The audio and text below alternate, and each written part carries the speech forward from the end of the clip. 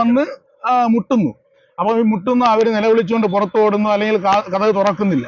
ഇവിടെ നമ്മൾ എന്ത് സംസ്കാരമാണ്, എന്ത് മൂല്യമാണ് കാണുന്നത്?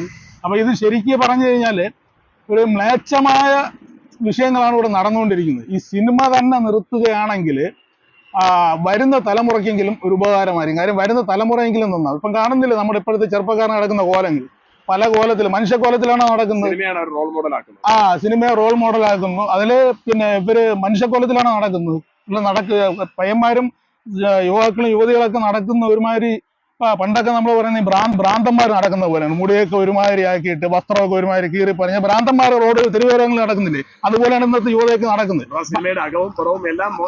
മ്ലേച്ഛതയാണ്. അപ്പൊ ഇത് നിർത്തലാക്കി കഴിഞ്ഞാൽ ഇതുകൊണ്ട് സാധാരണക്കാർക്കൊരു, അല്ലെങ്കിൽ ഇതിൽ നിന്നൊരു നന്മ ആരെങ്കിലും ഉൾക്കൊള്ളുന്നു എന്ന് നമുക്ക് മനസ്സിലാകുന്നില്ല. കാരണം വെച്ചാൽ ഇത് നിർത്തലാക്കിയാൽ വരുന്ന തലമുറയെങ്കിലും, ഇപ്പോഴത്തെ ജനങ്ങൾ പോട്ട്, വരുന്ന ഒരു തലമുറയെങ്കിലും ചിലപ്പോൾ നന്നായെന്ന് വരാം.